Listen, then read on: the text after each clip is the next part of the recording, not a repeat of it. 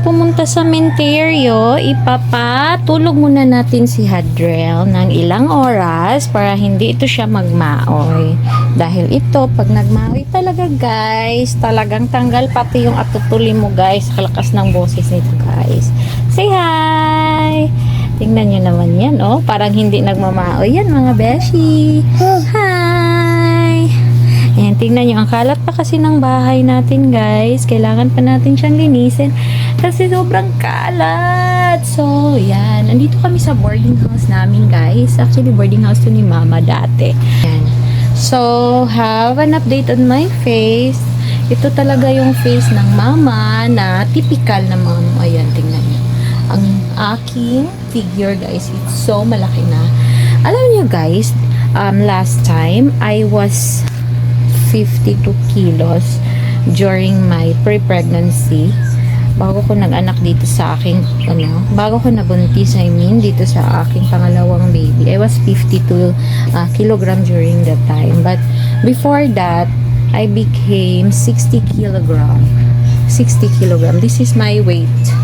Tapos bumalik siya guys right after kong mga kasi hindi na nga kasi ako nakapag-workout. But anyway, yun guys, update lang ako sa inyo. Ito yung aming recent kalagayan ngayon. Ang aming kalagayan this time. So, andito ako sa aming dito kami nakatira ngayon. Actually, andun pa naman yung isa naming bahay. Pero yun, pinaupahan ko na muna yun siya.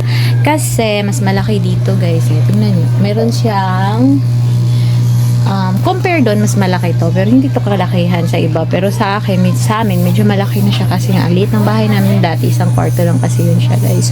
So, mamaya, update ko naman kayo sa pupuntahan natin doon sa menteryo. Punta nyo. Pero tingnan nyo yung aking baby boy. Ayan. Ayan siya. Ganito yan siya matulog, guys. Ayan. Ayan siya matulog. Hindi siya naghihiga. Hindi siya humihiga, guys. Pero minsan, pag talaga yung antok na siya humihiga.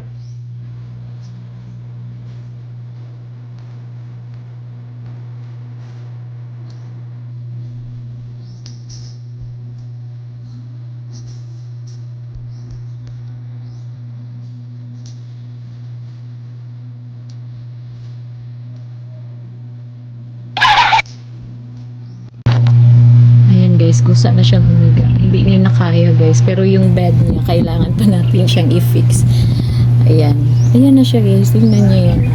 Tagang di na kinaya. Hindi niya na kinaya. Gusto na talaga siya naghiga guys. Ayan. Ayan guys. Pero kailangan muna natin yung i-fix ang kanyang higaan. Kasi nga hindi mo yan mag-fix hanggang andyan siya. Kasi iiyak yan. So, napaka ano pa naman niya mag-tantrum guys. Grabe pa naman to mag-tantrum tong batang to. Ayan.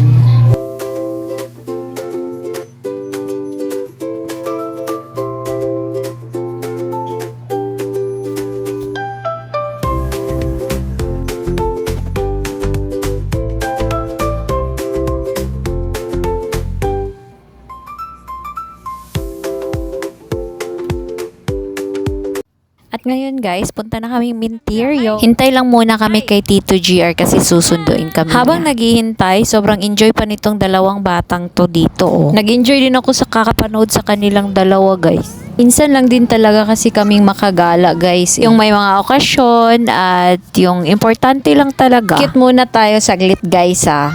Andito na tayo ngayon sa Igpit Cemetery guys, dito sa Cagayan de Oro City.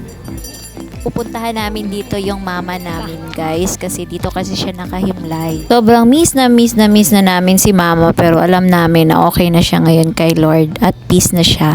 First time din ng aking bunso na makapunta dito kasi maliit pa siya nung nawala si mama. Dahil nag-crave din ako ng biko guys kaya naisipan ko ding magluto na lang din pag uwi namin. Ito na yung niluto ko guys. Konti lang kasi yung niluto ko but in fairness ang sarap naman niya kahit papano. Tignan nyo. Mukha bang masarap guys? Ito na lang muna ang ating vlog guys. Maraming salamat.